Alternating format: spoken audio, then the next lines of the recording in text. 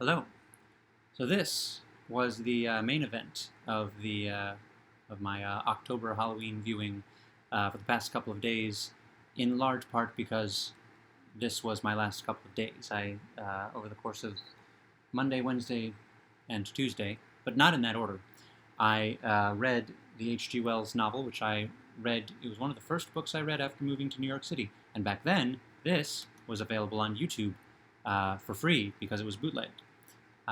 Hopefully we'll get to that again, but it'll be because it's public domain.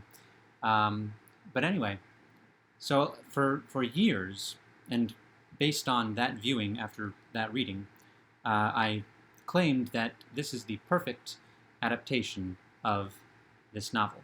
And I mostly in the context of there are no perfect, even approaching this good adaptations of Frankenstein or Dracula novels. And also the Phantom of the Opera, but that's actually a good thing.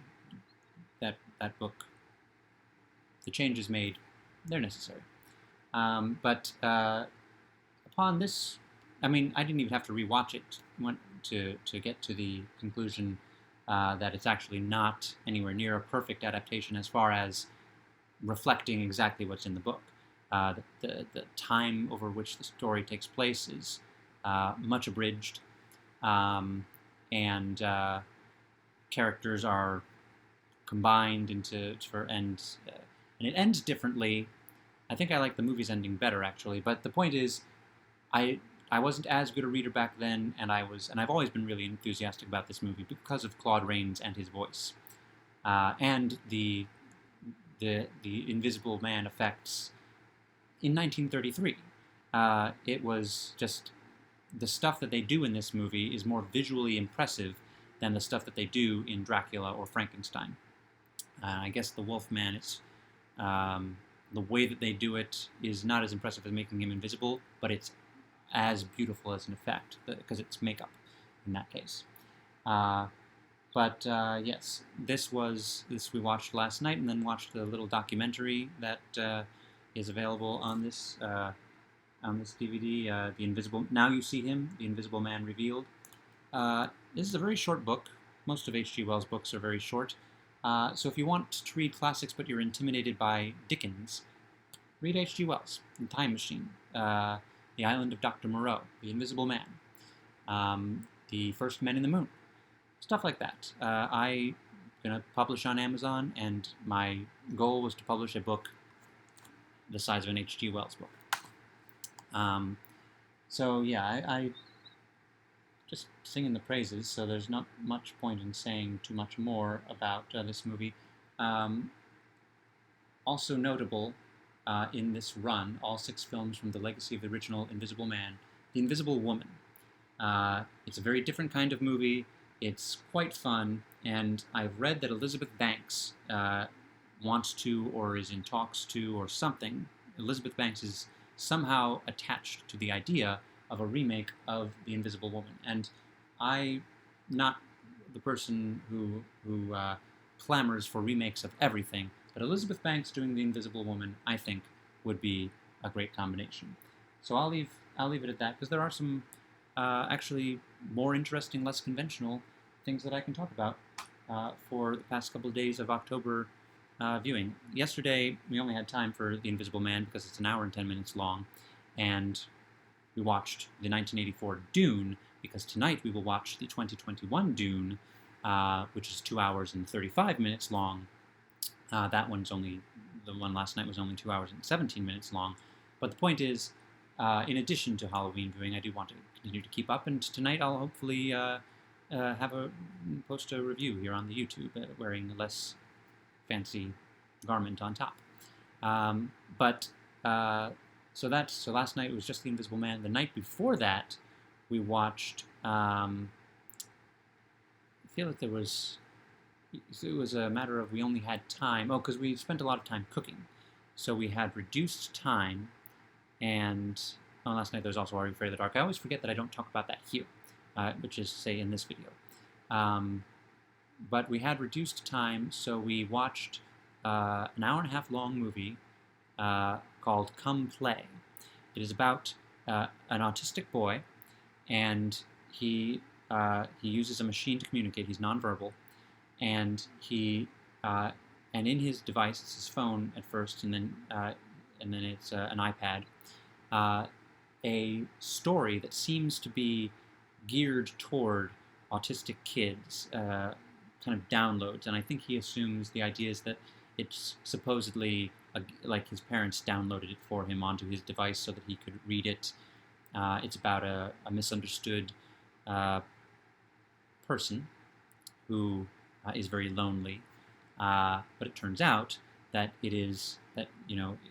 by reading it, you increase the power of this being inside the device, inside the story, and if you read to the end, the being gets to come out. And it reminded me most of, well, the malevolent supernatural force I live with said it's the Babadook, but about autism instead of being gay. But it also reminded me of whatever the movie, I forget what the movie's called, and I should have looked it up, but it's a movie it's got a Liam Neeson narration, and it's a giant kind of tree monster that appears to this little child whose mother, I think, is dying, and so it reminded me of that, although that's more of a fantasy adventure than a horror movie. This was a horror movie. This creature, Larry, was very scary, and while the movie was centered on this autistic kid and the things that he goes through and the device, the things that he needs, I learned a bit about the function of special ed teachers, sometimes leading the whole class, sometimes it's a whole class and only the special needs kids have the teacher with them, assigned to them to help them through that class with other kids who are not special needs. So I learned that. Better understanding about what some of my friends do. It's not about that specifically.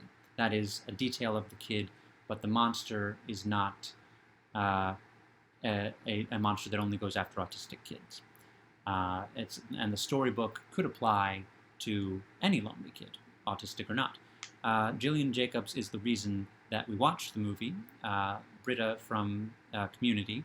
I always love to watch whatever the Community cast is doing, and she was really great in it.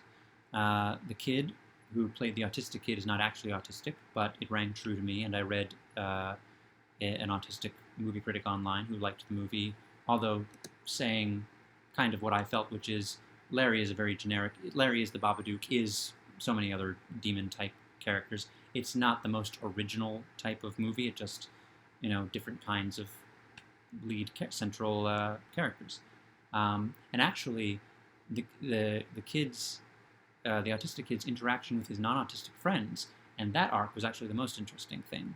And also so the stuff about the autism details were the most interesting thing about the movie. It was a generic monster movie, but it was people watch monster movies, and in this one they learn a little bit about the lives of their autistic friends. So it's plenty spooky. And Gillian Jacobs has a particularly scary moment. And I liked. And the ending was interesting in a creepy and slightly non-conventional way. I don't know enough about this particular branch of horror movies to say that that it hasn't been done before. It probably has been done to death before, but it was new enough to me that I really liked it. So I recommend the movie Come Play. It said that it was expiring, but it was on Showtime Anytime, and whenever it says on Showtime Anytime that a movie is expiring, it really means that it's expiring, but then it's going to come right back, and it'll have another however long. And let's see, then on Monday night we didn't have much time, so we watched we watched a 2-part episode of Goosebumps. I've been watching all the Are You Afraid of the Darks, but and I'm not that interested in the Goosebumps TV show. I remember episodes. One day I'll watch the whole thing. I'm considering tracking down all the original run Goosebumps books with the bumpy covers like I did with Animorphs, and rereading all of them. But that's a distant sort of thing.